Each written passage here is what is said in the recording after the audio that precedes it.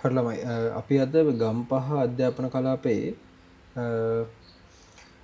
2024 අවසාන වාරි භාගපේපරේ කතා කරන්න තමයි හදන්නේ. රයිට්. පළවෙනි ප්‍රශ්නේ අහලා තියෙනවා මෙහෙයුම් පද්ධතිය සම්බන්ධයෙන් පහත වගන්ති සලකා බලන්න කියලා තියෙනවා. මෙතනදී ප්‍රවේශන ක්‍රියාවලියේදී බූටින් ප්‍රොසෙස් මෙහෙයුම් පද්ධතිය වාරක මතකයේ වෙත ප්‍රවේශ වේ කියලා තියෙනවා. ඒතර මෙහෙයුම් පද්ධතිය ප්‍රවේශන ක්‍රියාවලියේදී වාරක මතකයේ මෙත නෙමෙයි ප්‍රවේශ වෙන්නේ. මෙහෙයුම් පද්ධතිය ප්‍රවේශ වෙන්නේ සාමාන්‍යයෙන් RAM එකට තමයි ප්‍රවේශ වෙන්නේ. ඒතර එතන මේ ප්‍රකාශය ඒකෙන් ප්‍රකාශය වැරදි. right ඊළඟට අහලා තියෙනවා මෙහෙයුම් පද්ධතියක් කියනු පද්ධති මෘදුකාංගයක් කියලා තියෙනවා. අපි දන්න මෘදුකාංග වර්ගීකරණය ගත්තට පස්සේ software ප්‍රධාන වර්ග දෙකයි තියෙන්නේ. ඔයගොල්ලෝ දන්නවා software ප්‍රධානව අපි වර්ග කරනවා system software සහ right ආයි වර්ග කරනවා අපි application software කියලා. එතකොට system software නැවත වර්ග කරනවා අපි operating system ඊට පස්සේ utility software නේ ඊට පස්සේ ඊළඟ වර්ගයේ විදිහට අපි language translators විදිහට වර්ග කරනවා. එතකොට application software ගත්තට පස්සේ ඒකෙත් ප්‍රධාන වර්ග පහක් අපි කතා කරනවා. බලපත්‍ර සහිත ඊට පස්සේ විවෘත මූලාශ්‍ර මෘදුකාංග සහ ඊට පස්සේ bespoke නිර්මාණය කරවාගත් ඊට පස්සේ නිර්මාණය කරන ලද off the shelf ඒවා සහ හුවමාරු මෘදුකාංග share software කියන අපි කතා කරනවා. හරි මෙතෙන් දහන මොකද්ද මෙහෙයුම් පද්ධතියක් කියනු පද්ධති මෘදුකාංගයක් කියලා කියන්නේ. එතකොට මෙහෙයුම් පද්ධතියක් කියනු මෙහෙයුම් පද්ධතියක් කියනු පද්ධති මෘදුකාංගයක් කියලා කියනවා.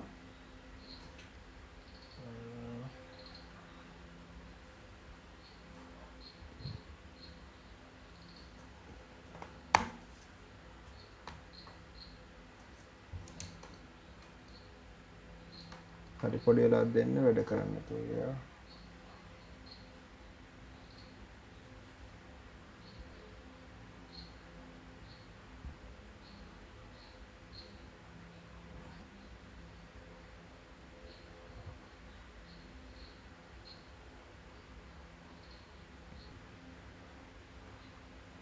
හරි අපි පටන් ගමු. එතකොට මෙහෙයුම් පද්ධතියක් කියන්නේ පද්ධති මෘදුකාංගයක් කියලා තියෙනවා. එතකොට මේ ප්‍රකාශය මෙහෙම පද්ධතියකින් පද්ධති මෘදුකාංගයක් කියන කතාව හරි. මොකද මෙහෙම පද්ධතියක් කියන්නේ පද්ධති මෘදුකාංගයක් තමයි. මොකද පද්ධති මෘදුකාංගණයට තමයි ඔපරේටින් සිස්ටම් කියන අයිති වෙන්නේ. රයිට්? හරි. පැහැදිලි නේද?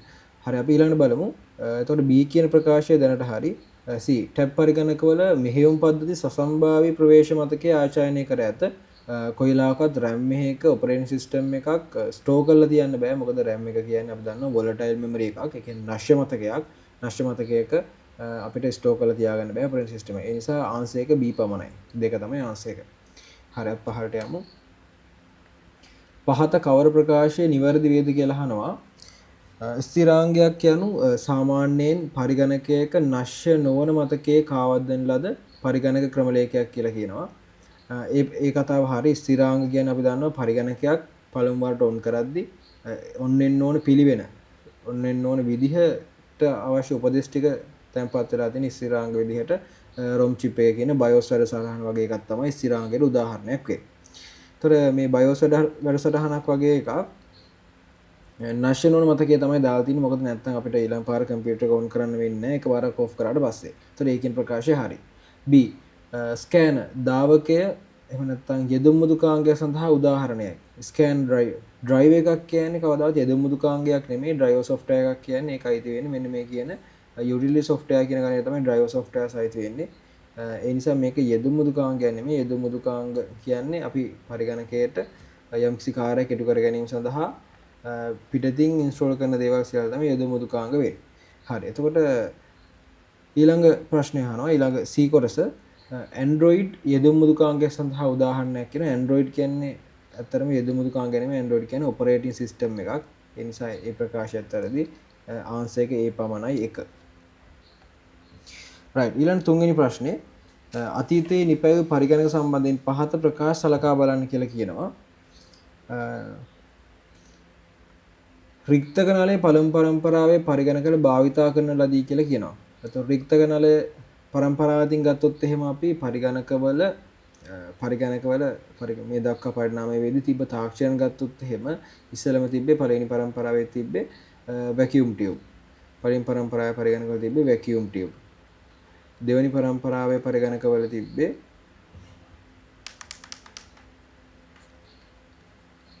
transistors. තුන්වෙනි පරම්පරාවේ පරිගණකවල තිබ්බේ IC. හතරවෙනි පරම්පරාවේ පරිගණකවල තිබ්බේ LSIC. එහෙම නැත්නම් VLSIC. එහෙම නැත්නම් මේකට microprocessors කියලාත් කියනවා මේ පරම්පරාවට. පස්වෙනි පරම්පරාවේ තමයි ULSIC කියන chip එක ආවේ. එහෙම නැත්නම් artificial intelligence කෘත්‍රිම බුද්ධිය කියන එක ආවේ පස්වෙනි පරම්පරාවේදී. right. තොර මෙතනින් රික්ත නලය පරම්පරාවේ පරිගණකවල භාවිතා කරන ලදී කියන එක ඒ කියන එක හරි. දෙවන පරම්පරාවේ පරිගණකවල ක්‍රමලේඛන භාෂාව ලෙස ඇසෙම්බලර් භාවිතා කරන ලදී කියලා තියෙනවා.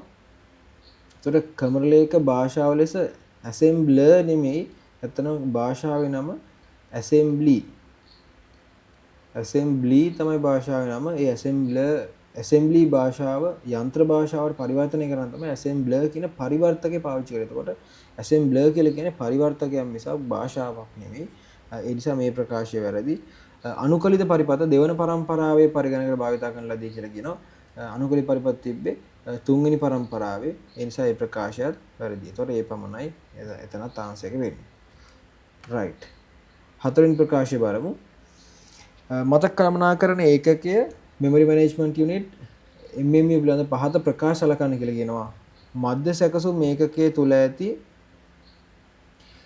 ඇතර මේ MMU කියන්නේ මේ හાર્ඩ්වෙයාර් පාර්ට් එකක්. එහෙම නැත්නම් කිසිම මුකුත් සොෆ්ට්වෙයාර් එකක්වත් නෙමෙයි. MMU කියන්නේ දෘඩාංග කොටසක්. ඒතකොට මතක කළමනාකරණ එක මධ්‍යම සැකසුම් ඒකකයේ තුල ඇති දෘඩාංග කොටසක් වන අතර සාමාන්‍යයෙන් 4 හරි 5 හරි තමයි ආන්සර් එක වෙන්න ඕන. දෘඩාංග කොටසක් වන අතර දැනට පවතින ක්‍රියායනයේ අතත්්‍ය යොමුවක් virtual address එකක් මොකක් බවට පත් කරනවද ආදාන ක්‍රියට එමගින් අදාළ භෞතික යොමුව තමයි ලබා දෙන්නේ MMU unit එකේ. ඒතර MMU unit එකෙන් කරන වැඩේ තමයි අතත්්‍ය යොමු භෞතික යොමු බවට පරිවර්තනය කරන එක. ඒක ඇවිල්ලා CPU තුල තියෙන දෘඩාංග කොටස. පහ තමයි ආන්සර් එක. හරි පස්වෙනි ප්‍රශ්නෙට යමු අපි. දශමයේ ඍණ 10 හා ධන 100 බිටු 8 දෙකේ අනුපූරකයන් මොනවාද කියලා අහනවා. ඒතර අපි දන්නවා දෙකේ අනුපූරක ගානක් හදද්දී ධනාගයක් න තියෙන අපිට ඒක නිකම්ම ලියලා දාන්නයි තියෙන්නේ. ඒතකොට ඉස්සෙල්ලාම ඍණ 10 හදලෙමු. ඍණ 10 හදන්න අපිට ධන 10 හදා ගන්න වෙනවා. ඒතකොට ධන 10 හදද්දී 1 2 4 8 නේ. ඒතකොට 8යි 2යි තමයි 10 හැදෙන්නේ. ඒතකොට මෙතන බිට් 4 අල්ලුවා 1 2 3 4යි 5යි 6යි 7යි 8යි. බිට් 8කින් ලියා ගන්න ඕනේ. ඊට පස්සේ මේකේ වන්ස් එක ගන්න ඕනේ අපි. වන්ස් කියන්නේ 1 1 1 1 බිංදුවයි 1යි බිංදුවයි 1යි. ඊට පස්සේ මේකට අපි එකක් එකතු කරන්න ඕනේ. එතකොට තමයි අපිට දෙකේ අනුපූරකය ලැබෙන්නේ. එතකොට එකක් එකතු කරද්දී අපි මෙන්න මේ කියන සංඛ්‍යා දෙක තමයි ගන්න. එකක් එකතු කරද්දී මෙන්න මේ දෙක තමයි අපි ගන්න එකක් එකතු කරන වැඩේට. right. එතකොට මෙතෙන්දි මොකද වෙන්නේ? 1 1 කියනවාද 1 1 10ක් වෙනවා. ඒ කියන්නේ බිංදුවයි එකක් ඉතුරුයි. ඒතර මේක මෙතන ඉතුරුයි. එතකොට 1යි බිංදුවයි 1යි 1යි 1යි 1 තමයි මේ තියෙන්නේ ඍණ 10ට අදාළ දෙකේ අනුපූරක අගේ. right. එතකොට මෙතනදී අපිට ආන්සර් එක විදිහට දැනට ගන්න පුළුවන් මේ ආන්සර් එක තියෙන ඒවා 4 තියෙනවා 5 තියෙනවා නේ 4 සහ 5 වල තමයි මේ ආන්සර් එක දැනට තියෙන්නේ. එතකොට 4න් හරි 5න් හරි එකක් තමයි ආන්සර් එක වෙන්න ඕනේ. අපි ධන 100ත් හදාගමු. එතකොට ධන 100 අපි කොහොමද හදා ගන්න ඕනේ? ධන 100 හදා ගන්න 1 2 4 8 16 32 64 128 නේ. එතකොට 64යි 74යි 84යි 94යි 95යි 96යි 4යි 100 තමයි හැදෙන්නේ. එතකොට මේ දෙක බිංදු මේ දෙකත් බිංදු right. එතකොට මෙතනත් බිංදු වෙන්නේ. ආන්සර් කීයද වෙන්නේ? ආන්සර් එක 4 තමයි වෙන්නේ. right. 6 වෙනි ප්‍රශ්නේ. P සමානයි කියලා අපිට වැල්යු එකක් දීලා තියෙනවා. ඊට පස්සේ Q සමානයි කියලා තව වැල්යු එකක් දීලා තියෙනවා. මේ සංඛ්‍යා දෙක බයිනරි වැලියුස් දෙකක් තමයි තියෙන්නේ. ද්විමේය සංඛ්‍යා දෙක සලකන්න. x සමානයි pnq සහ y සමානයි p xor q නම් x සහ y යගෙන් පිළිවෙලින් පහත කවරක්ද කියලා තමයි අහලා තියෙන්නේ. හරි. එතකොට අපිට මේකේ තියෙන බිටු අනුසාරිත මෙහෙමක් කරන්න තියෙන්නේ. n සහ xo ගේට් වලින් යවුවට පස්සේ මොකද වෙන්නේ කියලා බලන්න. හරිම ලේසියක් බලමු try කරලා.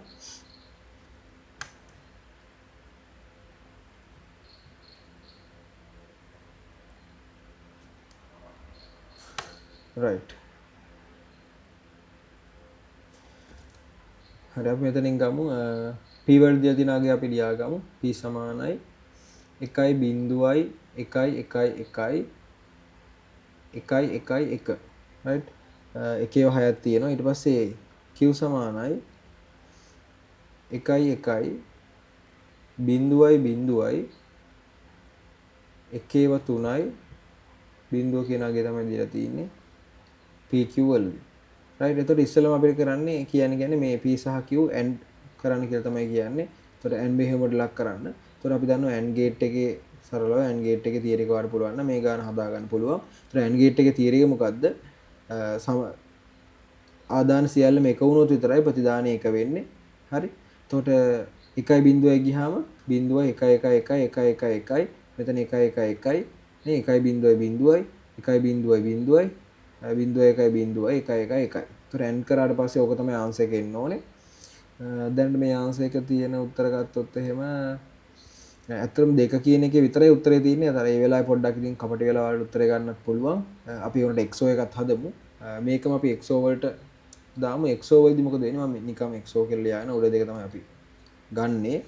එතකොට මෙතන මොකද වෙන්නේ? එකයි XO ගේට් එකේ මොකද්ද තියරි එක?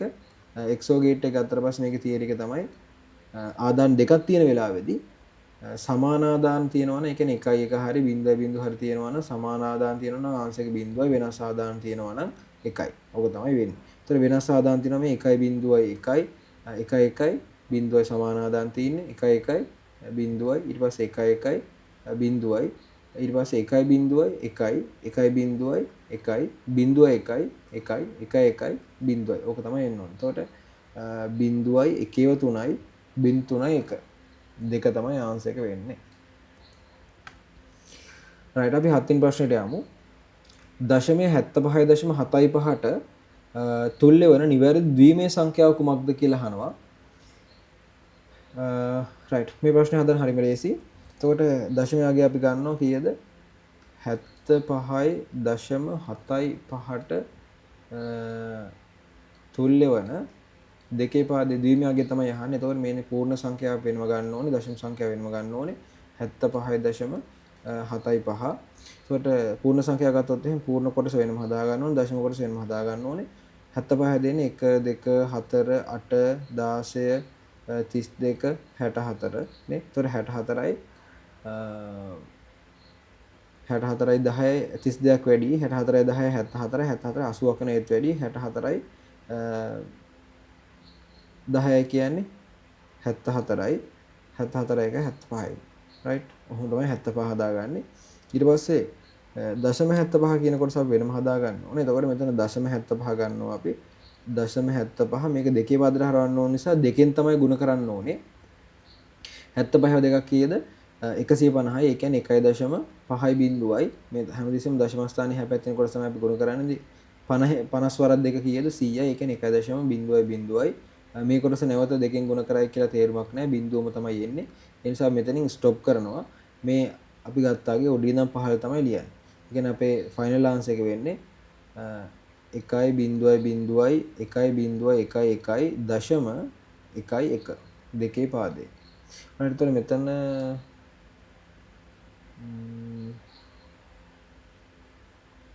දෙක නේද ආන්සර් 1.0.1.1 මෙතන මේ මේ දෙකේ පාදයේ යගේ මේ පොඩියට එනෝනේ මේ බේස් එක තමයි පොඩ්ඩක් printing mistake එකක් ඇවිල්ලා තියෙන්නේ.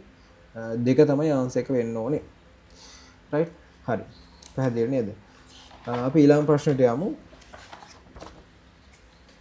කේතන පද්ධති පිළිබඳ පහත ප්‍රකාශ සලකා බලන්න කියලා කියනවා. එතකොට ASCII කේ සඳහා බිටු 8ක් භාවිතා කරන්නේ නැහැ. බිටු 8ක් භාවිත කරන්නේ අපි EBCDIC වලට.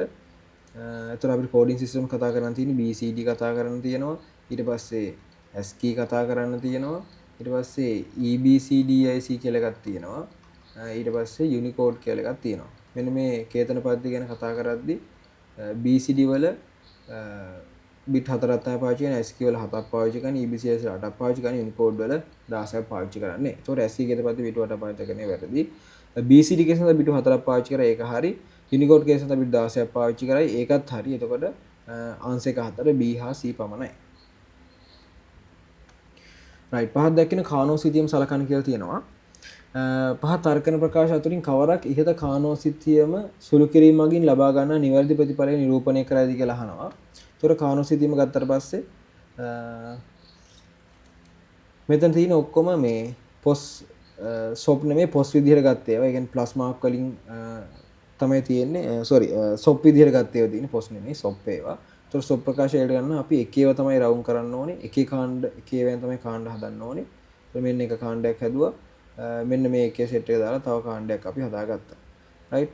එහෙනම් අපි සොප් විදිහට හදාගන්න මේ මෙතන අපි ඇසියුම් කරනවා AB සහ මෙතන CD තියෙනවා කියලා. එතකොට මෙතන ගත්තොත් එහෙම A bar B bar මෙතන C bar D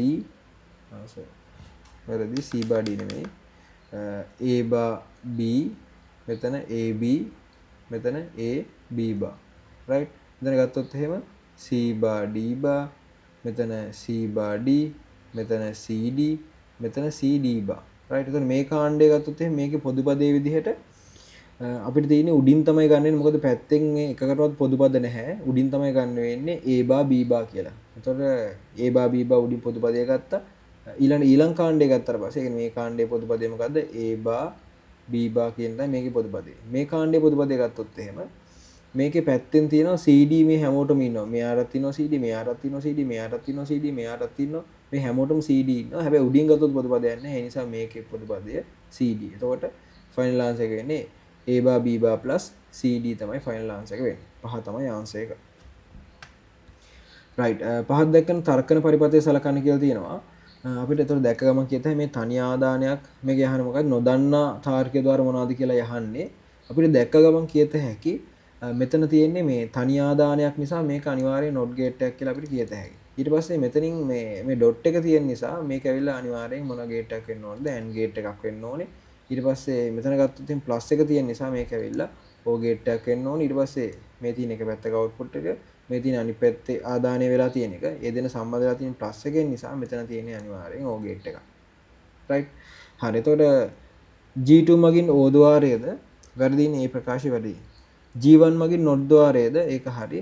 G4 මගින් AND ద్వාරයේද G4 වලින් AND එන්නේ නැහැ. ඒකත් වැරදි. G1 මගින් not ద్వාරයේද ඒක හරි. G4 මගින් O ద్వාරයේද හරි. ඒක තමයි හරි. ඒතකොට ආන්සර් එක 3 වෙන්න ඕනේ. හතරත් නිකන් බලමු අපි. G2 මගින් O ద్వාරයේද වැරදි. G2 වැරදිනේ. G2 G3 මගින් AND G2 G3 මගින් G2 G3 මගින් AND නෙමෙයි AND O තියෙන්නේ. ඒ නිසා ඒකත් වැරදි. 3 තමයි ආන්සර් එක. හරි. ඊළඟ ප්‍රශ්නට යමු. පහත් දැක්කන ප්‍රකාශ අතරින් අසත්‍ය ප්‍රකාශය තෝරන්න කියලා කියනවා. පිළිපොළ භාවිතයෙන් తాවකාලික මතකයන් නිර්මාණය කළ හැක. එතකොට අපි දැනගන්න ඕනේ පිළිපොළ භාවිතයෙන් අපිට తాවකාලික මතක නිර්මාණය කරන්න පුළුවන්. මෙතන අහන්නේ අසත්‍ය ප්‍රකාශය තමයි. පිළිපොළක් කියන්නේම తాවකාලික මතකයක් තමයි. සාමාන්‍ය පිළිපොළ අපි දන්නවා පාවිච්චි වෙන්නේ පරිගණක උපාංගයක් ගත්තොත් RAM ආශ්‍රිතව තමයි පිළිපොළ අපි RAM නිෂ්පාදනය කරන්න පිළිපොළ භාවිතා වෙන්නේ. ඒකට පිළිපොළ කියන්නේ తాවකාලික මතකයක් තියෙන එකකයක්. right. පිළිපොළ වර්ග අතරින් පරිගණකයේ බල ස්විචයෙන් ක්‍රියා කරන පිළිපොළද පවතී. හරිද? පිළිපොළක් සාමාන්‍යයෙන් අපි කතා කරන මේ SR flip flop එක වැඩ කරන්නේ කම්පියුටර් එකේ බල ස්විච් එකෙන් අපි අර push button එකක් විදිහට තමයි මේක වැඩ කරන්නේ. එතකොට push button එක කොහොමද වෙන්නේ? අපි එකපාරක් ක්ලික් කරාට පස්සේ ඒ ස්ටේටස් එකේ තියෙනවා නැවත බටන් එක හැබැයි උඩට ඇවිල්ලා රීසෙට් වෙනවා නේ. එතකොට ඔන්න ඔය විදිහට තමයි මේ පිළිපොළ පාවිච්චි වෙන්නේ SR flip flop එක. අපි එකක් අඳිමු. මේ තියෙන්නේ NAND flip flop එක. හරි. NAND flip flop එක අඳිමු. නේ. එතකොට මේකේ ආදානය මේකේ ප්‍රතිදානය තමයි මොනවා වෙන්නේද ඇවිල්ලා මේකට ආදානය වෙන්නේ. ඊට පස්සේ මෙතන ප්‍රතිදානය තමයි මොනවා වෙන්නේද ගිහිල්ලා මේකට ආදානය වෙන්නේ. හරි. එතකොට මේක SR flip flop එක මෙතන Q bar.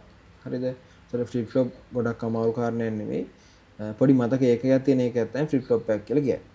එතකොට එකත් හරි දෙකත් හරි අසත්‍ය ප්‍රකාශය අහන්නේ NAND සහ NO ద్వාර භාවිතයෙන් පිළිපොළ නිර්මාණය කරනවා. ඒකත් හරි. අපි දන්නවා මේ NAND NAND flip flop එක NO flip flop එකකුත් තියෙනවා. 4 රෙජිස්ටර් මතකයේ බිටු 8ක් නම් පිළිපොළ පරිපථ 8ක් පවතී. ඒකත් හරි. පිළිපොළ වල ප්‍රතිදානය වර්තමාන ආදාන මත පමණක් රඳා පවතී කියන එක වැරදි. මොකද පිළිපොළ වල ප්‍රතිදානය පෙර ආදාන මතත් රඳා පවතිනවා. ඒ කියන්නේ එයාට මේ බිටුවක් මත තියාගැනීමේ හැකියාව තියෙනවා. ඒ නිසා පෙර ආදාන මත ඒකේ වර්තමාන ආදාන මත පමණක් නෙමෙයි රඳා පවතින්නේ. එහෙම රඳා පවතින්නේ ඇඩර්ස් වගේ දේවල්. හරිද? ඔයගොල්ලෝ ඇඩර්ස් දන්නවා ඇති half adder full adder තියෙනවා. right? ආදාන තියෙන AB ගත්තොත් එහෙම ඊට පස්සේ C sum එකයි C out එකයි තියෙනවා. එතකොට මේවා තමයි ඇඩර්ස් වෙන්නේ. මේ half adder full adder වල තමයි වර්තමාන ආදාන මත රඳා පවතින්නේ. ඒ නිසා මේ ප්‍රකාශය මෙතන අසත්‍යයි පිළිපොළ සම්බන්ධයෙන් තියෙන එක. right. අපි 12 වෙනි ප්‍රශ්නෙට යමු. ආදාන A හා B වන අර්ධාකලකය පිළිබඳ පහත් දැක්කෙන ප්‍රකාශ සලකන කියලා කියනවා. මෙන්න අර්ධාකලකයක් ගැන කියනවා. එතකොට මේ තියෙන half adder එකක් තමයි තියෙන්නේ. A සහ B ආගයන් පිළිවෙලින් 1 හා 0 වන විට S සහ C සහ පිළිවෙල 1 සහ 0 ලැබෙයි කියලා තියෙනවා. A සහ B වලට අපි 1යි 0යි ගන්නවා. ඔන්න 1යි 1යි 0යි ගත්තා. එතන මෙතනින් 1යි 0 යන්නේ. මෙතෙන්ටත් 1යි 0 යන්නේ. මේ තියෙන්නේ XOR ගේට් එකක්. XOR ගේට් එක අපි දන්නවා තියරි එක මොකද්ද? සමාන ආදාන තිබ්බොත් පෙද්දානේ 0 වෙනස් ආදාන තිබ්බොත් 1යි. ආදාන දෙකක් තියෙන අස්සයි තමයි හැම වෙන්නේ. හරි. එතකොට මෙතන වෙනස් ආදාන තියෙන නිසා 1යි S 1යි. right. ඊට පස්සේ C කීයද වෙන්නේ 1.0 AND gate එකෙන් ගියම 0 වෙනවා. හරි. එතකොට ඒ ප්‍රකාශය හරි නේද? X කියන ප්‍රකාශය හරි. ඊළඟ Y කියන එක අපි ගමු. Y කියන එක ගත්තොත් එහෙම y එකේදී මොකද වෙන්නේ? A සහ B සඳහා ගෑන් පිළින 1යි 1 මේ 1යි 1 ගන්නවා අපි. එතකොට 1යි 1 ගත්තට පස්සේ මොකද වෙන්නේ? මෙතන මෙයත් 1යි 1 කියන්නේ සමාන ආදාන කියන්නේ ප්‍රධාන බිඳුවයි. මෙතන 1යි 1 කියන්නේ 1යි. එතකොට පිළිවෙන්නේ 1යි 1 නෙමෙයි එන්නේ. අතන බිඳුවයි කියන්නේ. ඒ කියන්නේ y කියන ප්‍රකාශය වැරදි. x හරි y වැරදි. z එකත් අපි දාලා බලමු. z එකට විදිහට අපි ගමු. බිඳුවයි බිඳුව A සහ B සඳහා බිඳුවයි බිඳුව ගන්න කියලා කියනවා. එතකොට මෙතන බිඳුවයි බිඳුව ගත්තට පස්සේ සමාන ආදාන තියෙන නිසා ප්‍රධානයේ බිඳුවයි. එතන බිඳුවයි බිඳුව ගත්තට පස්සේ බිඳුවයි. එතකොට ඒක හරිය පිළිවෙලින් බිඳුවයි බිඳුව තමයි ලැබෙන්නේ. එතකොට x හරි z හරි y වැරදි. උත්තරේ 4යි. right. අපි ඊළඟ ගැටලුවට යමු. පහ සත්වෝගයේ ප්‍රධාන නිරූපණය කරන F තීරයට ගැලපෙන එකතුන්ගේ ගුණිත ප්‍රකාශය වන්නේ මොකක්ද කියලා අහනවා. සොප් එක නෙමෙයි පොස් එක අහන්නේ. ඒතර පොස් අපි දන්නවා සත්වෝගයෙන් පොස් ප්‍රකාශය උත්පන්න කරගන්න මේ සත්වෝගයේ ප්‍රතිදාන තීරයේ බිඳුව තියෙන ඒවා තමයි අපි ගන්න ඕනේ. ඒතර බිඳුව තියෙන ඒවා දෙකයි තියෙන්නේ. මේ තියෙන ඒවා ආදානයේ බිඳුව බවට පත් කරගන්න ඕනේ. මෙතන කොහොමද බිඳුව දෙක තියෙන්නේ ආදානයේ ඉස්සර. ඒ නිසා අපි ලියනවා A + B තමයි මේකේ ප්‍රතිදානය වෙන්නේ. මෙතන A ඊට පස්සේ ප්ලස් මෙයා බිඳුව බවට පත් කරගatiya යුතුයි. ඒ නිසා B බා වෙනවා. එතකොට ආන්සර් එක වෙන්නේ කීයද? 1 නේද?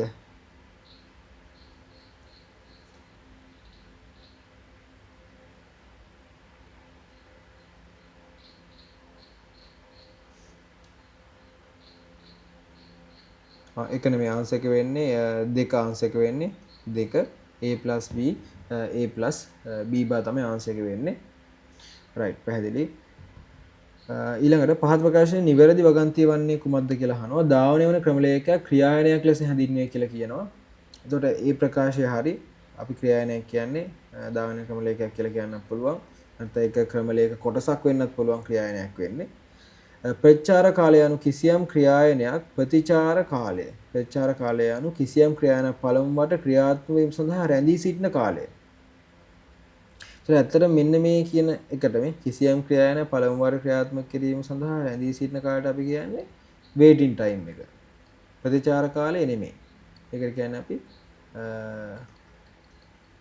waiting time කියලායි කියන්නේ. ඒ කියන්නේ රැඳී සිටීමේ කාලය කියලා ඒකට කියන්නේ ප්‍රතිචාර කාලය නෙමෙයි. ඒතර ප්‍රතිචාර කාලය කියන්නේ මොකද්ද? පරිශීලකයාගේ යම්කිසි ඉල්ලීමක් ලබා දුන් මොහොතේ ඉඳන්, ඒ කියන්නේ මොනවා හරි ක්‍රියාත්මක කරන ඉල්ලීමක් ලබා දුන් මොහොතේ ඉඳන් පද්ධතියේ ඉල්ලීම ප්‍රතිචාර දැක්වීම ආරම්භ කරන මොහොත දක්වා කාලය තමයි ප්‍රතිචාර කාලය කියලා කියන්නේ. මොකද්ද ප්‍රතිචාර කාලය කියලා කියන්නේ? දැන් නැතන ලියා ගන්න.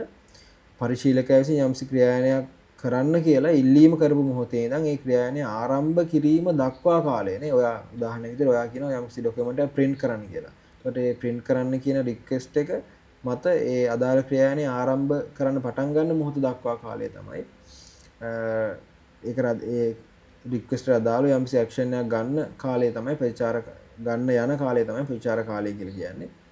සරලව කිව්වොත් නැවත කියන්න මම පරිශීලකයාගේ ඉල්ලීමක් ලබා පරිශීලකයා ඉල්ලීම ලබා දුන් මොහොතේ සිට පද්ධතිය මේ එල්ලීමට ප්‍රතිචාර දැක්වීම ආරම්භ කරන තෙක් කාලය තමයි ප්‍රතිචාර කාලය කියලා කියන්නේ. right. එතකොට B කියන එක වැරදි දැනට. සුසංහිතකරණය යනු මතකයේ තුල ඇති හිස් මතක අවකාශ එක්වර තනි හිස් මතක අවකාශයක් සෑදීමයි. එතකොට ඒ කතාව හරි. සුසංහිතකරණයේදී වෙන්නේ ඒක තමයි. එතකොට A සහ C පමණයි ආන්සර් එක. right. 15 වෙනි ප්‍රශ්නෙට යමු අපි.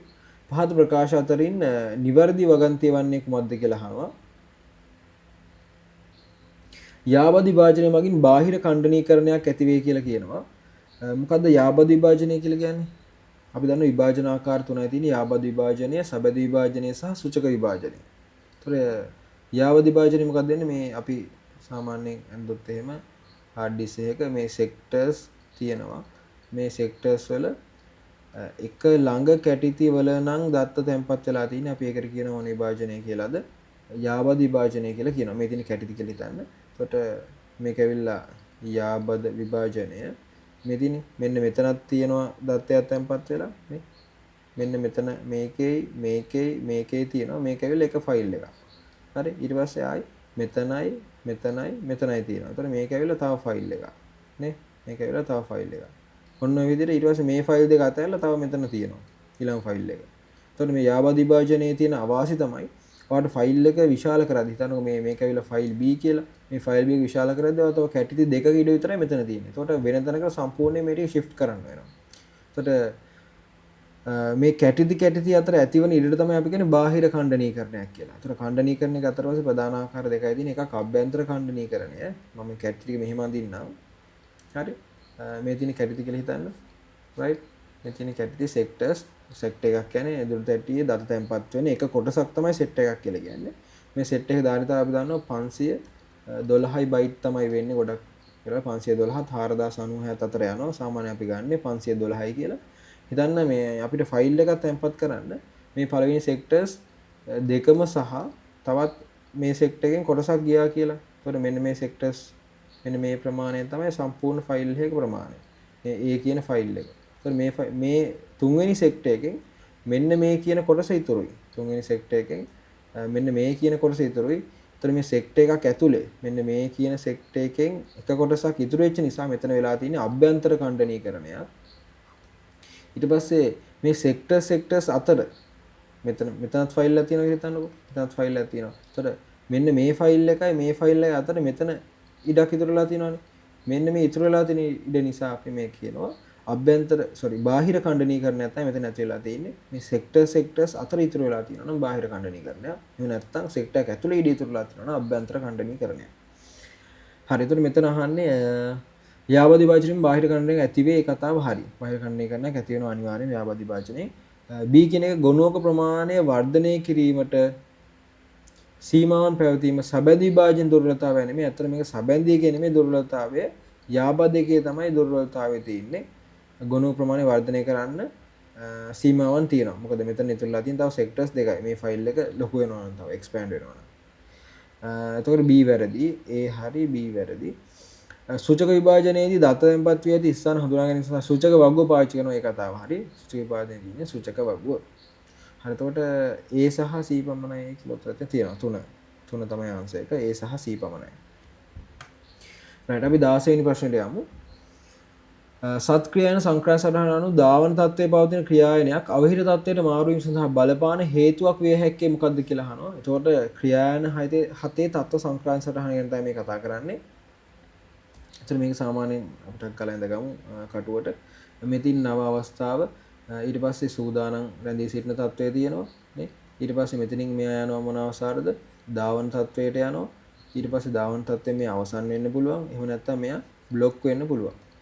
right. එතකොට එහෙම නැත්නම් මෙයා ප්‍රතිහරණ තත්ත්වයට යන්න පුළුවන්. මෙතනින් ප්‍රතිහරණ තත්ත්වයට යන්න පුළුවන්. එතකොට බ්ලොක් වෙච්ච එක නැවත සූදානම් තත්ත්වයට ඇවිල්ලා තමයි ධාවන තත්ත්වයට එන්න ඕන. ඩිරෙක්ට්ම ධාවන තත්ත්වයට එන්න බෑ. මේ පැත්තට විතරයි යන්නේ.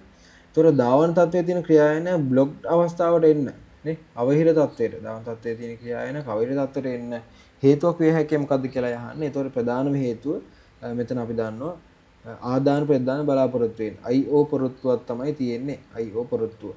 ඒතර ක්‍රියායන සඳහා සකසනේ වෙන් කරන ලද කාලය අවසන් වෙලා තියෙනවද කියලා අහනවා. වැරදි. කාලය අවසන් වෙන්නේ දාන තත්ත්වේ ඉඳන් සූදානම් තත්ත්වයේදී නේ. ප්‍රමුඛතාව වැඩි ක්‍රියාවනත් වැරදි. හරි. පද්ධතිය ඇමතුමක් හේතුවෙන් ක්‍රියාවට බාධාකයක් තියෙන එකත් වැරදි. ධාවනය වෙන ක්‍රියාවට අදාළ සියලු ක්‍රියාවන් ධාවනීය අවසන් වීම කියන්නේ අවසන් තත්ත්වයට ගිහිලා තියෙන මෙයා. ඒතර එතනත් වැරදි. ආදාන සහ ප්‍රදාන සඳහා ක්‍රියාවලිය ක්‍රියාවේ తాවකාලික අත්හිටුවීම තමයි වෙන්න ඕනේ. රයිට්. ඊට පස්සේ අපි ඊළඟ ප්‍රශ්නෙට යමු. පිටුවගුව තුළ අන්තර්ගත වන දෑ පහත ඒවා අතරින් තෝරන්න කියලා කියනවා. පිටුවගුව තුළ අනිවාර්යයෙන්ම පිටු අංකය තියෙනවා, රාමු අංකය තියෙනවා. ගොනු විභාජන වගුව ගැන වෙන කතාවක් සහ MMU අදාළ වෙන්නේ නැහැ. ඒතර උත්තරේ A සහ B පමණයි. රයිට් 18. දත්ත සම්ප්‍රේෂණ යොදා ගන්නා සමමුහූර්තකරණය භාවිතා කරන්නේ කුමක් සඳහාද?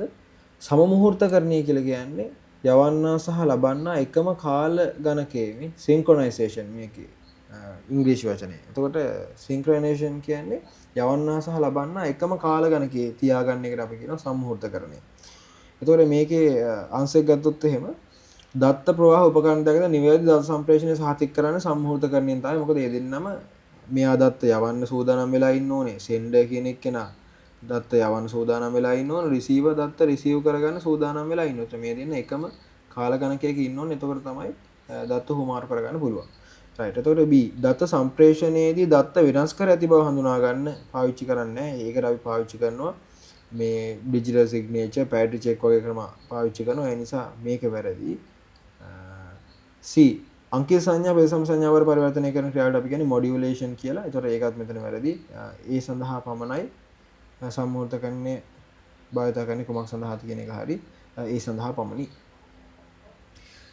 රයිට්. එතකොට OSI ආකෘතිය තුළ ඇති ප්‍රවාහන ජාල දත්ත සන්දාරහ ප්‍රවාහන කියන්නේ ට්‍රාන්ස්පෝර්ට් නේ. අපි දන්නවා ලේයර්ස් 7යි තියෙන්නේ. Application, presentation, session, transport, network, data link සහ ෆිසිකල් ලේයර් එක නේද? එතකොට මේක ඇවිල්ලා ට්‍රාන්ස්පෝර්ට් ලේයර් එක, ඊට පස්සේ නෙට්වර්ක් ලේයර් එක නේ, ඊට පස්සේ දත්ත සන්දාර කියන්නේ ඩේටා ලින්ක් ලේයර් එක.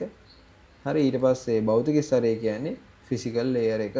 රයිට්. එතකොට ට්‍රාන්ස්පෝර්ට් ලේයර් එකේදී තියෙන්නේ තියෙන දත්ත වර්ගය තමයි මොකක්ද අහන්නේ. දත්ත ඒකක මොනවද කියලා අහන්නේ පිළිවෙලින්. එතකොට අපි දන්නවා එක එක දත්ත ඒකක තමයි මේ එක එක ලේයර්ස් වලදී පාවිච්චි වෙන්නේ.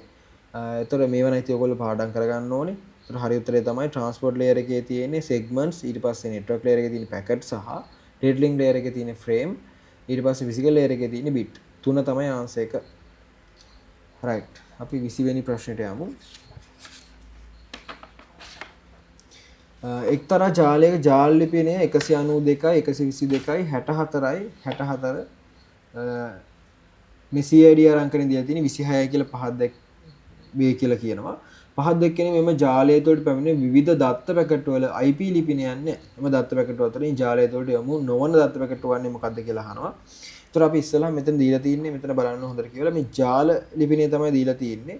සහ මේ අපිට CID අංකනේ දීලා තියෙන නිසා අපිට මෙතන සබ්නෙට් මාස්ක් එක හොයාගන්න පුළුවන්. ඒ කියන්නේ 192යි 122 කතාව නැතුව අපි මෙතන සබ්නෙට් මාස්ක් එක අරන් ඉමු ඉස්සෙල්ලාම. ඒ කියන්නේ මෙතන 26යි කියන්නේ net bit 26ක් තියෙනවා කියන එක. හරි. මේ තියෙන net bit ප්‍රමාණය. ඒතකොට net bit 26 කියන්නේ මුලින් ඉඳන් 1 2 3 4 5 6 7 8 1 2 3 4 5 6 7 8. ඊට පස්සේ මෙතන 1 2 3 4 5 6 7 8. ඒ කියන්නේ 8 සෙට් තුනක් කියන්නේ 24යි. ඊට පස්සේ 25යි 26යි. දැන් 26ක් හරි. ඊටට බින්දු දා ගන්නවා. 27 28 29 30 31 32. රයිට්. 6යි 7යි 8යි. හරි. එතකොට මේ ඔක්ටට් එක අපි දන්නවා මේ ඔක්ටට් එක අගය ගත්තොත් එහෙම 255 නේ තියෙන්නේ නේද? හරි. මේ ඔක්කොම එක වුණාට පස්සේ එතකොට මෙතන අපි පෝෂන් එක ඒ කියන්නේ මේ මොකක් හරි ජාලයක ජාල ලිපිනේ කියන්නේ පටන් ගන්න ලිපිනේනේ. ඒක පටන් ගන්න ලිපිනේ 192යි 122යි 64යි 64ෙන් තමයි පටන් ගන්න. ඒතර මේ සබ්නෙට් එක හරි මොකක් හරි ජාලය හරි ඉවර වෙන තැනක් තියෙන්න එපා. ඒතර ඉවර වෙන තැන හොයාගන්න නම් අපිට මෙන්න මේ සබ්නෙට් මාස්ක් එක උදව් වෙනවා. මේකෙන් අපිට පෝෂන් සයිස් එක හොයාගන්න පුළුවන්. ඒතර අපි දන්නවා මේ සම්පූර්ණ ගාන 255ක් නිසා මොකද කරන්න ඕනේ? 255න් මෙතන අගේ කීය දෙන්නේ? මේක 255යි මෙතනත් 255යි 255යි මෙතනනේ කීයද? 128යි 64යි ඔයගොල්ලෝ එකතු කර ගන්න ඕනේ. ඒතකොට එන්නේ 192යි කියලා තමයි එන්නේ. ඒතකොට මේ සම්පූර්ණ මේ ඔක්ටට් එකකගේ 255යිනේ. 255න් 192ක් අඩු කරාට පස්සේ අපිට එනවා 63යි කියලා එනවා. මේක තමයි මේ පෝෂන් සයිස් එක. ජාලයේ portion size එක. එහෙම නැත්නම් block size එක කියලාත් අපි කියනවා. එතකොට block size එක 63යි කියන්නේ මේ 64 නම් පටන් ගන්න ඕනේ. 64ට අපි එකතු කරන්න ඕනේ කීයක්ද? 63ක් එකතු කරන්න ඕනේ. එතකොට මේ ජාලය ඉවර වෙන්නේ කීයෙන්ද?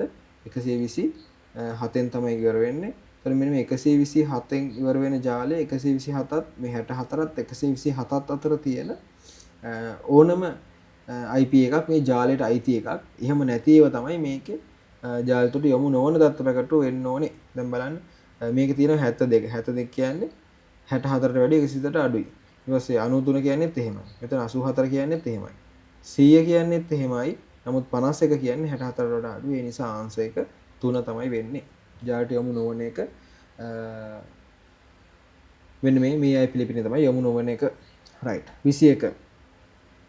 ස්ථානීය ප්‍රදේශ ජාලයක ජාල උපක්‍රම 750ක් තිබේ නම් එම ජාලයේ උපජාල ආවරණය වන්නේ කුමක්ද කියලා අහනවා. හරි එතකොට අපි දන්නවා ජාල උපක්‍රම කියන්නේ හොස්ලා හරි මොනවා හරි ඩිවයිස් සම්බන්ධ වෙලා තියෙන ඒවා 750ක් තියෙනවා නම් අපිට කැමතිය ගැන දාන්න බෑ.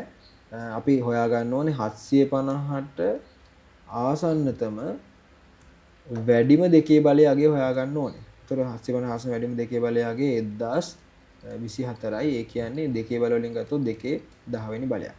ඉතින් අපි මේකේ උපජාලාවරණය හොයන්න එහෙනම් හොස්ලා 2 වෙනි බලයක් ඉන්නවා කියන්නේ අපි දන්නවා උපජාලාවරණය හොයන්න හොස් ප්‍රමාණයට අදාළ දෙකේ බලයේ තියෙන මේ බිටු ගාන. ඒ කියන්නේ බිටු 10 කියන එක අපි මොනවා කරන්න ඕනද? අග ඉඳන් අයින් කරන්න ඕනේ. එතකොට 1 2 3 4 5 6 7 8 එක ඔක්ටට් එකක් ඉවරයි. ඊට පස්සේ 9යි 10යි. නේ එතකොට 1යි 2යි 3යි 4යි 5යි 6යි 7යි 8යි. රයිට්. එතකොට මේ ඊටු ඔක්ටට් වලත් මොකද වෙන්නේ? ඔක්කොම එක වෙනවා. හොස් බිට් ටික අයින් කරලා නෙට් බිට් ටික ඔක්කොම එක කරාට පස්සේ තමයි අපිට ජාලයක උපජාල ආවරණය ගන්න පුළුවන්. එතකොට මේ ටික නෙට් බිට් ටික ඔක්කොම එක කියන්නේ 255යි 255යි. එතකොට මෙතන එන්නේ කීයද? මෙතන 2 1 3යිනේ. ඒ කියන්නේ 255න් 3ක් අඩු කරාම කීයද එන්නේ? 252යි. මෙතන එන්නේ බිඳුව. රයිට්. එතකොට ආන්සර් එක වෙන්නේ 2 252යි බිඳුව තමයි ආන්සර් එක එන්නේ. රයිට්. 22 DHCP සේවාදායකයක පරිගණකයක සර්වර්හි ප්‍රධාන කාර්යය මොකක්ද කියලා අහනවා. හරි DHCP එකේ ප්‍රධාන කාර්යය මොකක්ද කියලා අහන්නේ. DHCP එකෙන් අපි දන්නවා මොකද වෙන්නේ? අපිට ස්වයංක්‍රීයව IP ලිපින බෙදා දෙන්න පුළුවන්. ඒක උත්තරේ නම් දැක්කම පේනවා 3 කියලා. එතකොට වෛරස් ප්‍රහාර වලින් පරිගණක ආරක්ෂා කිරීම කරන්නේ සාමාන්‍ය ජාලයකදී නම් ඇත්තම කිව්වොත් ෆයර්වෝල් එකෙන් කරන්නේ අනවසර ප්‍රවේශයන්ගේ ජාලය ආරක්ෂා කරන එක තමයි. වෛරස් වලින් සම්පූර්ණයෙන්ම ආරක්ෂා කරන්න යාට බෑ. ඒතර වෛරස් වලින් ආරක්ෂා කරන්න අපි ඇන්ටිවෛරස් සොෆ්ට්වෙයාර් එකක් දාගන්න ඕනේ. ඒතර ආසන්න වශයෙන් ෆයර්වෝල් කියන එක ගන්න පුළුවන්. නමුත් ෆයර්වෝල් එකෙන් කරන්නේ අනවසර ප්‍රවේශයන්ගෙන් ජාලය ආරක්ෂා කරන එක තමයි සිද්ධ කරන්නේ. රයිට්. එතනින් පස්සේ ගත්තාම IP ලිපින වලින් වසම්නාම ලබා දෙන එක අපි කරන්නේ මොකෙන්ද? DNS domain name server එකෙන් තමයි කරන්නේ. ඊට පස්සේ පරිශීලක නාමාවලි සේවා සපයන්නේ directory server එකෙන්. උදාහරණයක් විදිහට අපිට username password වගේ දේවල් ගන්න පුළුවන්. ඒතර මේක directory server එකෙන්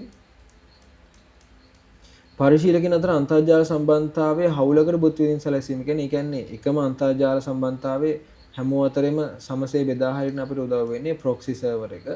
හරි. ඒතර මෙතෙන්ට උත්තරය එනවා proxy server එක කියලා. DHCP server එක ගැන අහන්නේ DHCP කරන්නේ IP ලිපින ගතික ලබා දෙන එක තමයි කරන්නේ. හරි 3 ආන්සර් එක.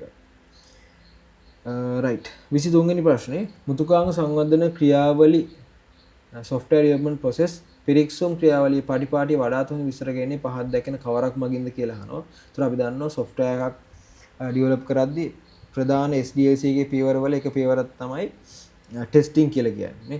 software development process එකේ පියවරක් තමයි testing කියලා කියන්නේ. ඒතර testing කරද්දී testing කරන්න ඕන අනුපිළිවෙලක් තියෙනවා. එක තමයි මොකද්ද? unit testing. ඊළඟට දෙවෙනි එක integration testing කියන්නේ ඒකාබද්ධ පරීක්ෂාව. unit testing කියන්නේ ඒකක පරීක්ෂාව. ඊට පස්සේ integration කියන්නේ ඒකාබද්ධ එහෙම නැත්නම් සමස්ත පරීක්ෂාව කියලාත් කියනවා. තුන්වෙනි එක පද්ධති පරීක්ෂාව system testing සහ හතරවෙනි එක acceptance testing ප්‍රතිග්‍රහණ පරීක්ෂාව. මේ unit testing ඒදි කරන්නේ පද්ධතියේ ඒකක තනි එකක විදිහට ටෙස්ට් කරනවා. එහෙම හරිනම් දෙවෙනි ක්‍රමයේ විදිහට තනි තනියෙන් ටෙස්ට් කරපු ඒකක ඒකාබද්ධ කරලා අපි ටෙස්ට් කරනවා. ඒකත් හරිනම් සිස්ටම් ටෙස්ටිං එකේදී සම්පූර්ණ පද්ධතියටම ආදාන සහ ප්‍රතිදාන දීලා අපි සම්පූර්ණ පද්ධතියටම ආදාන දීලා ප්‍රතිදාන නිවැරදිද කියලා බලනවා. ඇක්සෙප්ටන්ස් ටෙස්ට් එකේදී වෙන්නේ පද්ධතියේ සැබෑ පරිශීලකයන් ලවා හරි එහෙම නැත්නම් මේකෙත් වර්ග දෙකක් තියෙන එකක් තමයි ඇල්ෆා ටෙස්ට් එකයි බීටා ටෙස්ට් එකයි. ඇල්ෆා ටෙස්ට් එක කරන්නේ අදාළ සොෆ්ට්වෙයාර් ආයතනයේ මේකට සහභාගී වෙච්ච නැති කට්ටිය විසින් ආයතන කට්ටියෙන් බීටා ටෙස්ට් එක කියන්නේ ප්‍රධාන සැබෑ පරිශීලකයන් දීලා ටෙස්ට් කරන ටෙස්ට් එක. හරි ওই විදිහට තමයි මේ ටෙස්ටිං ටික යන්නේ. එතන මේකේ පිළිතුරක් විතර ගන්න වෙන්නේ ප්‍රතිග්‍රහණ ඉස්සෙල්ලම කරන්නේ නැහැ. ඒකාබද්ධ කරන්නෙත් නැහැ. ඒකක තමයි ඉස්සෙල්ලම කරන්නේ. ඒක පරීක්ෂාව. ඊට පස්සේ ප්‍රතිග්‍රහණ කරන්නේ ඒකාබද්ධ කළා තමයි ප්‍රතිග්‍රහණ කරන්නේ. ඇත්තටම ඒකාබද්ධ වලට පස්සේ පද්ධති පරීක්ෂාව කරන්න ඊට පස්සේ ප්‍රතිග්‍රහණ කරන්නේ. නමුත් මෙතන අපිට දීලා තියෙන ගැටලුවේ හැටියට උත්තර පිළිතුරු තුනක් තියෙන නිසා පහ තමයි ආන්සර් විදිහට ගන්න වෙන්නේ. හරි හතරවෙනි ප්‍රශ්නේ දියාලි ආකෘතියේ ඇති ලක්ෂණ පහක් දක්වා ඇත. දියාලි ආකෘතිය කියන්නේ මොනවද? ආකෘති කියන්නේ පද්ධති සංවර්ධන ආකෘති ගත්තට පස්සේ විවිධ ආකෘති තියෙනවා. ඒ කියන්නේ මේ STLC එකේ තියෙන පියවර ක්‍රියාත්මක කරන විදි. ඒතර ඒක තීරණය වෙන්නේ ඒ අදාළ අපි හදන පද්ධතියේ තියෙන අවදානම් මට්ටම නේ ඒ පද්ධතියේ තියෙන සංකීර්ණත්වයම තමයි අපි ආකෘතියක් තෝරගන්නේ. ඒතර දියාලි ආකෘතිය කියන්නේ මේක රේඛියාකාරව තමයි සිද්ධ වෙන්නේ. එක පියවරකට පස්සේ අනිත් පියවර විදිහට ගිහිල්ල වෙල්ල තමයි දියාලි ආකෘතියේ පියවර ටික අවසන් වෙන්නේ. ඒතර මේකේ තියෙන අවාසි මොනවද අපිට? අවසාන ප්‍රතිඵලය බලා ගන්න පුළුවන් අන්තිම පියවරේ තමයි. ඊට පස්සේ එක පියවරක් කරලා අනිත් පියවරට ගියාට පස්සේ නැවත මේක රිවර්ස් කරන්න බෑ. ඒක තමයි දියාලි ආකෘතියේ තියෙන අවාසිය. ඒතර සම්පූර්ණ අවුට්පුට් එක මෙන්න මේ කියන අවසාන පියවරේ තමයි බලා ගන්නත් පුළුවන්. ඒතර මේක ගොඩක් සංකීර්ණ අවදානම් සහිත සිස්ටම් වලට හරියන්නේ නැහැ දියාලි ආකෘතිය. මේක අර සරල සිස්ටම් එකකට තමයි හරියන්නේ. අවදානම් සහිත ඒවට අපි වෙනම ආකෘති තියෙනවා. ජයිල් මෙතඩ් එක තියෙනවා, සර්පිල් ආකෘති තියෙනවා, ඒ වගේ ආකෘති තියෙනවා. මෙතන අහන්නේ මොකද්ද? පද්ධති සංවර්ධනය සඳහා දීර්ඝ කාලයක් ගත වේ කියලා කියනවා. දියාලි ආකෘතිය. එතකොට ඒ කතාවත් හරි, B එකත් හරි යම්සි කාලයක් ගත වෙනවා පද්ධති සංවර්ධනයේදී. එක් පියවරක දෝෂය ඊට පස්සේ පියවරට බලපායි. ඒකත් හරි නේ. එතකොට මේ පියවරේ මොකක් හරි දෝෂයක් වුණොත් එහෙනම් මේ ඊළඟ පියවරට බලපානවා දියාලි ආකෘතියේදී. D එක සමාන්තර කොටස් කිහිපයක් එකවර සංවර්ධනය කළ හැකියි කියලා තියෙනවා. සමාන්තර කොටස් කිහිපයක් එකවර සංවර්ධනය කරන්න බෑ දියාලි ආකෘතියේදී. අපි එහෙම කරන්න පුළුවන් මෙතඩ් එකක් තමයි ඇජයිල් කියන මෙතඩ් එක. ඒතර ඇජයිල් මෙතඩ් එකේදී මොකද වෙන්නේ? මේ සම්පූර්ණ පද්ධතිය ස්ප්‍රින්ට්ස් කියලා අපි කියනවා. කොටස් වලට කඩා ගන්නවා. මෙයා ස්ප්‍රින්ට් 1, මෙයා ස්ප්‍රින්ට් 2, ස්ප්‍රින්ට් 3. එතකොට මේ එකින් එක් කොටස් වෙන වෙනම පාර්ශවයන් දාලා සරලගොත්තෙන් පද්ධතිය කුඩා කොටස් වලට බෙදා සංවර්ධනය කිරීමේ ක්‍රමවේදයක් තමයි ඇජයිල් මෙතඩ් එක කියලා කියන්නේ. එතකොට මේ කොටස සංවර්ධනය වෙන අතරේ මේ කොටස සංවර්ධනය කරන්න පුළුවන් වෙනම කණ්ඩායමක් විසින් මේ කොටස තව කණ්ඩායමක් සංවර්ධනය කරන්න පුළුවන්. ඒතර ඔන්න ඒ විදිහට සමාන්තර කොටස් කිහිපයකට සංවර්ධනය කරන්න පුළුවන් විදිහක් තමයි ඇජයිල් මෙතඩ් එක කියලා කියන්නේ. හරි එතකොට මේක D කියන එක වැරදි. දියාලි ආකෘතිය සම්බන්ධයෙන් කතා කරද්දී මෙතන එතකොට ආන්සර් එක වෙන්නේ A B C පමණයි ආන්සර් එක වෙන්නේ. රයිට් හතර තමයි ආන්සර් එක. 25 වෙනි ප්‍රශ්නේ කතා කරමු. පහත ප්‍රකාශ තුළින් ADSL DSL සම්බන්ධයෙන් වාසි අවශ්‍ය නිවැරදි දක්වා ඇත්තේ කොන පිළිතුරේද කියලා අහනවා. ඒතර මේක වල නෙට්වර්ක් වලට සම්බන්ධ ප්‍රශ්නයක්. ඒතර අපිට ඉස්සෙල්ලම තිබ්බේ ඔය ඩයල් අප් කනෙක්ෂන් කියන ඒවා. ඩයල් අප් කනෙක්ෂන් තමයි ඔයගොල්ලෝ ගෙවල් වල ඉස්සර තාත්තලා එහෙම අම්මලා තාත්තලා වැඩ කරා නම් ඩයල් අප් කනෙක්ෂන් තමයි ඉස්සරම ආවේ. ඊට පස්සේ DSL කියන ක්‍රමවේදය ආවා. ඊට පස්සේ ADSL කියන ක්‍රමවේදය ආවා. ඒ ඩයල් අප් කනෙක්ෂන් වලදී අපිට කෝල් ගන්න ඉන්ටර්නෙට් යන දෙකම එකපාර කරන්න බෑ මේ ඩයල් අප් වලදී. කෝල් ගන්න එක නම් ඒක ඉන්ටර්නෙට් යන එක නම් ඒක තමයි කරන්න පුළුවන් උනේ. එක වැඩක් තමයි එක වෙලාවක කරන්න පුළුවන් උනේ. හැබැයි මේ DSL සහ ADSL වලදී ඒ තත්ත්වය වෙනස් වුණා. ඔයාට මේ ස්ප්ලිටර් එකක් වගේ පාවිච්චි කරලා ස්ප්ලිටර් කියලා තියෙනවා. ස්ප්ලිටර් එකේදී මේ කනෙක්ෂන් එක දෙකට බෙදෙනවා. ඒ කියන්නේ කෝල් සහ ඉන්ටර්නෙට් විදියට. එනේ ඔයාගේ ප්‍රධාන ටෙලිෆෝන් රැහැනෙන් එන කොපර් වයර් එක තමයි එන්නේ. මේක ස්ප්ලිටර් එකට සම්බන්ධ කරාට පස්සේ එකක් ටෙලිෆෝන් වලට යනවා ලෑන්ඩ් ෆෝන් එකට අනිත් වයර් එක ඉන්ටර්නෙට් වලට යනවා. ওই විදිහට ස්ප්ලිට් කරලා පාවිච්චි කරන්න පුළුවන්කම තිබ්බා DSL සහ ADSL වලදී. ADSL කියන එක තවත් වැඩි දියුණු වෙලා තිබ්බා. ඒතර මේක ප්‍රධාන වශයෙන් ගත්තොත් මේක සමාන ස්පීඩ් එක තමයි DSL වලදී තිබ්බේ ඩවුන්ලෝඩ් අප්ලෝඩ් වලට. හැබැයි ADSL වලදී එහෙම නැහැ. මේක ඇසිමෙට්‍රික් විදිහට තමයි වැඩ කරන්නේ. ඒ කියන්නේ ඩවුන්ලෝඩ් ස්පීඩ් එක වැඩි අප්ලෝඩ් ස්පීඩ් එකට වඩා.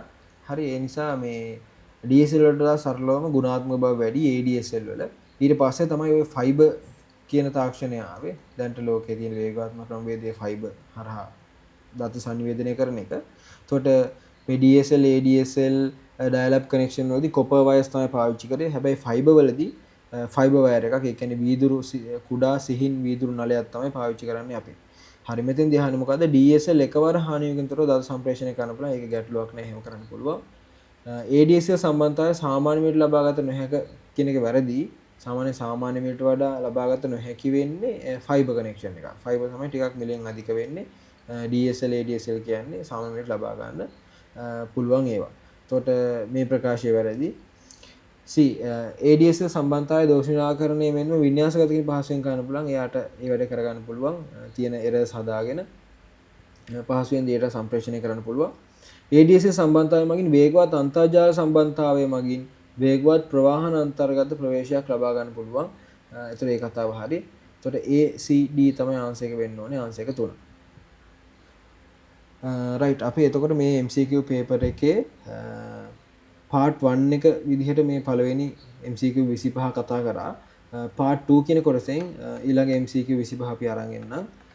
එහෙනම් අපි අදට මෙතන ඉවර කරමු. ප්‍රශ්න තියෙනවා නම් කමෙන්ට් එකක් දාන්න. පේපර් එක ඇවිල්ලා මේ ගම්පහ අධ්‍යාපන කලාපයේ 13/2024 අවසාන වාර ප්‍රශ්න පත්‍රය 2024 මේකේ අපි ඉතුරු ප්‍රශ්න ටික part 2 විදිහට අරන් එන්නම්. එහෙනම් හැමෝටම අයබෝවන්.